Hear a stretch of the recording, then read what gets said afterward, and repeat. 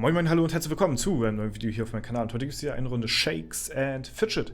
Ja, das Event ist leider vorbei. Ja, jetzt ist wieder Alltag eingekehrt in SF Game. Und ja, die schöne Erfahrung, das schöne Gold können wir uns jetzt ja erstmal wieder abschmatzen.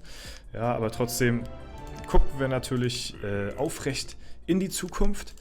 Und ja, werden auf jeden Fall erhobenen Hauptes aus den Events rausgehen. Ich hoffe, ihr habt auch die Zeit schön genutzt, ja, habt schön viel Profit daraus geschlagen. Ihr seht bei mir, ich habe ein bisschen Gold zusammengespart. Das ist jetzt von 2,5 Tagen, irgendwie so ungefähr. Und ich bin dabei, gerade ein bisschen Gold zu sammeln, damit ich, ja, ein bisschen skillen kann. Ich möchte nämlich eine Folge machen, in der ich ja, komplett alles 10 Milliarden Gold verskille und das werde ich dann alles in Intelligenz reinbuddern und da bin ich mal gespannt. Ich wollte das jetzt schon gerade hier. Da bin ich mal gespannt, das sieht bestimmt ganz lustig aus und ja, also da kann ich schon kaum abwarten. Ich hätte das mal das ganze Event über durchziehen sollen, dann wäre ich jetzt schon natürlich deutlich weiter als jetzt bei 3 Milliarden. Jetzt geht das natürlich alles ein bisschen schleppender wie Umzugshelfer und deswegen müssen wir da auf jeden Fall ein bisschen abwarten. Und ja, ihr seht auch wieder links oben, ich habe aufgeladen. Ich habe ein paar Pilze mir gegönnt, weil, ja, musste ich noch machen zum Event, sonst wäre ich jetzt nicht über die Runden gekommen. Und ja, könnt ihr auf jeden Fall mal mitzählen, wie lange die jetzt halten werden. So, weil beim letzten Mal hatte ich das ja auch schon gesagt, dass ihr mitzählen sollt. Und da kam mir dann irgendwie in den Sinn, den Arena Manager zu platinieren. Und natürlich sind dementsprechend dann die Pilze relativ schnell verflüchtigt. Ja? Und deswegen zählte das jetzt nicht so direkt. Deswegen werden wir auf jeden Fall jetzt das offiziell machen und mal gucken, wie lange ich mit diesen 3700 Pilzen auskommen werde. Ja, ich hatte aufgeladen für einen Huni. 3600 hatte ich mir gegönnt. Und ja, jetzt bin ich mal gespannt, wie lange das halten wird. Falls ihr da Interesse habt, könnt ihr da gerne mitzählen. Ja. Letztes Mal, da hatte der Pilot, glaube ich, mitgezählt. Das waren, glaube ich, wann hatte ich da? Ich hatte, glaube ich, irgendwie im Februar oder so das letzte Mal aufgeladen. Und gut, ja, das wäre natürlich deutlich länger gegangen, wenn ich nicht auf die Idee gekommen wäre, den Arena Manager zu platinieren. Und ich sehe gerade, ich bin in der Ehrenhalle auf Platz 12. Ja moin, ich habe zum ersten Mal den Osman überholt. Alter, das ist ein großer Moment für mich, weil den Osman einzuholen, das war für mich damals immer schon so ein kleiner Meilenstein gewesen, muss ich sagen. Und ja, jetzt kommt das nächste große Ziel und zwar ist das hier der Papa Duff und ich habe mir meinen Gegner schon ein bisschen, ja, sagen wir mal, ein bisschen die Schwächen rausgesucht und mich zufällig dementsprechend auch angepasst, denn der Papa Duff, der hat hier eine Waffe mit Eisschaden drauf, ja, und Eisschaden ist genau mein Hauptgebiet, denn wenn ich mal mein Equipment anlege, ich habe jetzt schon dreimal in der Folge mein Equipment gewechselt hier, wenn wir mal gucken, ich habe Widerstand gegen Eis plus 42%. Ja, da habe ich gegen den Papa da schon ordentliche Chancen. Dann habe ich Widerstand gegen alles plus 17. Ich habe hier noch eine Rune, da wurde ich auch, Dankeschön für die Hinweise übrigens, vom ja, Epic Event, dass ich hier, ja, dass ich dem Marquardt meine alte Rune gegeben hatte und die hatte Widerstand gegen alles plus 17. Das muss irgendwie noch eine alte Rune gewesen sein oder so. Das wird jetzt irgendwie geändert. Und ich hatte ja plus 8. Das habe ich dann also nochmal geswitcht, damit mein Main die bessere Rune bekommt. Deswegen sehr, sehr nice auf jeden Fall. Und ja, das mit der Lebensenergie und dass das hier angezeigt wird, hier mit dem plus 15% Runenbonus für Lebensenergie, das habe ich halt auch nicht gewusst. Ich habe ja in der Folge, ich habe ja auf Ausdauer und so geguckt und habe halt geguckt, nee, ist nichts da. Aber dass man hier dann auch noch draufklicken kann, ja, also das habe ich halt nie irgendwie großartig genutzt, so. Also das ist, ja, weiß ich nicht, habe ich nie drauf geachtet, großartig. Ich habe halt immer so die ganzen Sachen so zusammengezählt, ne, also halt, ja, ohne halt zu wissen, was man dadurch bekommt. Und ja, bei Schaden hier genauso, jetzt sieht man auch nochmal den Feuerschaden hier von der Waffe. Genau, so, jetzt wechseln wir das 4. Mal, damit wir gleich wieder eine Quest annehmen können. Und ja, in der Folge wollte ich mal gucken, denn es kam ja das ein oder andere Feature mit den letzten Updates auch zusammen und das sollten wir auf jeden Fall auch mal nutzen. Oh, mal einen epischen Gegenstand in die Toilette werfen, das habe ich ja schon Ewigkeit nicht mehr gehabt. Komm, Gold, gib mir Gönn. Ja, Dankeschön, ja. Das sieht so nice aus, die große Zahl da oben. Ja, dann werden wir das mal tun und werden mal ein Epic in die Toilette werfen. So, was haben wir denn hier? Wir nehmen mal das hier. Wir werfen das mal in die Toilette und wir bekommen raus ein Intelligenz-Item für einen Marquardt. Kann er nicht gebrauchen, aber dann gönnen wir uns zumindest mal die Ressourcen und zerlegen das Ganze mal. Zack, so, haben das. Können uns hier auch die XP snacken. Die schmeckt immer ausgezeichnet.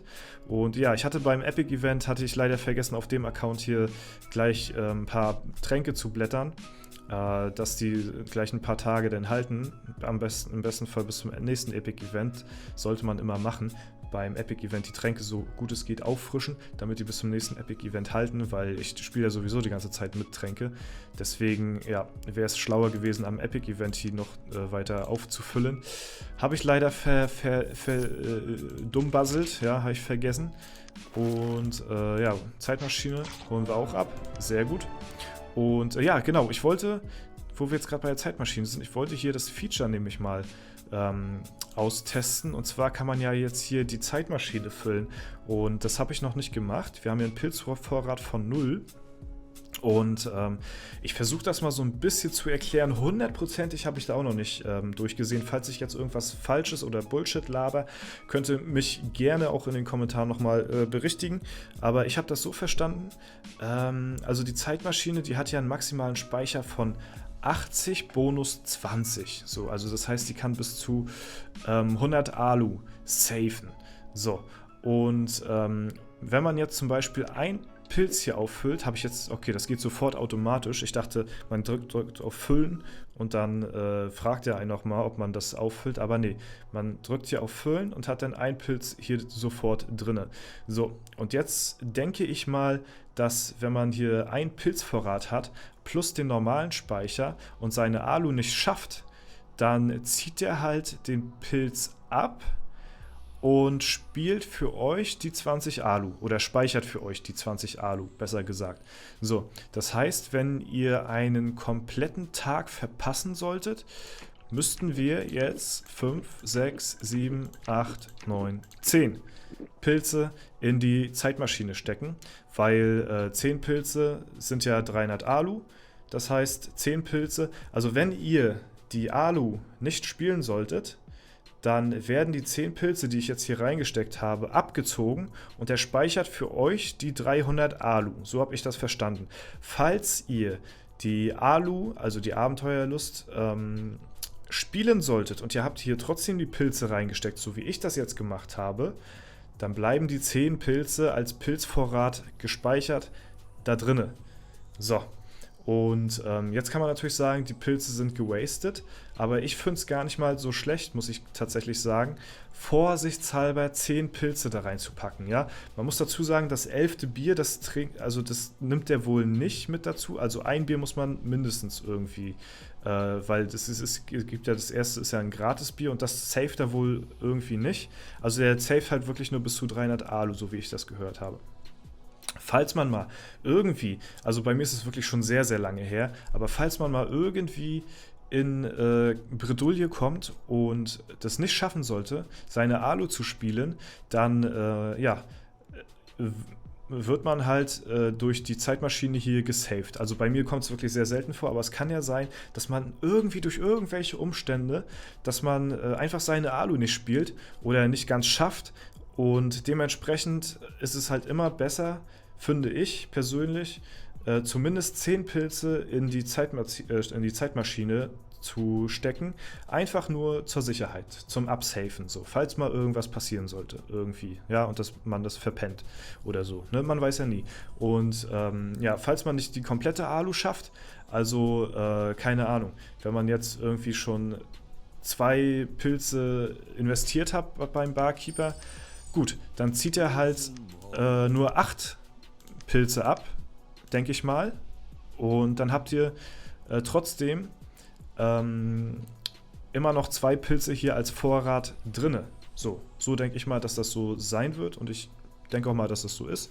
Und ja, also wie gesagt, 10 Pilze also ist mein Tipp, könnt ihr ruhig wirklich so als sichere Quelle, falls mal irgendwas sein sollte, kann man da mal wirklich das da mal so reinstecken, denke ich mal. Ja, gut, so viel dazu. Momentchen, bevor wir das Gildenpad angreifen. Das mache ich momentan wirklich sehr gerne. Ich muss sagen, ich habe davor sehr ungerne die Hydra angegriffen, weil das sich für mich einfach nicht gelohnt hat, muss ich sagen. Und die 5 Pilze habe ich hier am Tag auch nicht investiert, weil ich die sowieso nicht geschafft haben. Aber dadurch, dass man halt jetzt wirklich nur einmal angreifen muss, ist es einfach so viel einfacher gemacht worden. Also wirklich ein sehr, sehr gutes Update, wie ich finde. Und ja, in der Zeit haben wir hier vergessen, den Arena-Manager weiter zu pushen. Das ist natürlich ein Fauxpas, den wir eigentlich so nicht stehen lassen dürfen, ja. Aber jetzt müssen wir es halt nun mal so machen. So, ein bisschen Zeit haben wir verschwendet, aber Hallöchen.